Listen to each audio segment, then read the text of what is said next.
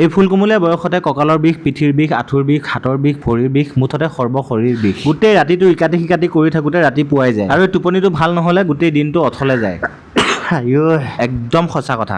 আৰু মোৰ এই গাৰ বিষৰ প্ৰধান কাৰণটো হৈছে এখন অৰ্ডিনাৰী মেট্ৰেছ। কলিতাৰ জীয়েকে যৌতুকত আনিব বুলি ইমান দিন এইখনেদিয়ে কাম চলাই আছিলো, পিছে নহ'বগৈ আৰু। এইখনত শুই থাকিলে বিয়াৰ দিনা তাইক মই লাখুটি লৈহে আনিব যাব লাগিব। আৰু সেইটো কাৰণে মই এখন অৰ্ডাৰ কৰিলো ফ্ল' ৱেভ মেট্ৰেছ। কেপচুল পেকেজিংটো দেখি মই ভাবিলো মেট্ৰেছৰ সলনি গাৰু দি পঠিওৱা নাইতো। পেকেজিংটো খুলি চাই দেখিলো ভিতৰত মই অৰ্ডাৰ কৰা মেট্ৰেছখনেই আছে। নতুন মেট্ৰেছখন অহাৰ পিছত আৰু পুৰণাখনক পাত্তা দিয়ে নেকি, লাহেকে চাইড কৰি আঁতৰাই থৈ দিলো। কিন্তু মই এতিয়াও কনফিউজ হৈ আছো যে মোৰ ইমান ডাঙৰ বিচনাখনৰ কাৰণে ইমান সৰু মেট্ৰেছখন কেনেকে হ'ব। খুলি বিচনাত পাৰি দিয়াৰ লগে লগে ধুনীয়াকে নিজৰ শ্বেপ লৈ ল'লে নহয়, চকুৰ প্ৰচাৰতে ধুনীয়াকে বিচনাখনৰ লগত মিলি গ'ল। এইখন হৈছে ফ্ল' ৱেভ মেট্ৰেছ আৰু ইয়াত আছে ম'চন আইচলেশ্যন টেকনলজি। মানে ভৱিষ্যতলৈ মই আৰু কলিতাৰ জীয়েকে যদি এখন বিচনাতে শুই থাকো, তেতিয়া মই বাগৰ সলালেও তাই গম নাপাব আৰু তাই বাগৰ সলালেও মই গম নাপাম। গতিকে ৰাতি টোপনি ভাঙাৰ কথাই নাই। এই মেট্ৰেছখনত আছে ষ্ট্ৰেছ ৰিলিজ টেকনলজি, যিয়ে আপোনাৰ ব্লাড চাৰ্কুলেশ্যন ইম্প্ৰুভ কৰে আৰু গভীৰ আৰু আৰামদায়ক টোপনি লাভ কৰাত সহায় কৰে। ইয়াত আছে 3D এয়াৰ ফ্ল' টেকনলজি, যিয়ে মেট্ৰেছখন সদায় ঠাণ্ডা কৰি ৰাখে। এটা ধুনীয়া চাৰ্কল ইনফিউজ ৰিমুভেবল কভাৰ, যিটো আপোনালোকে সহজতে ধুবও পাৰিব।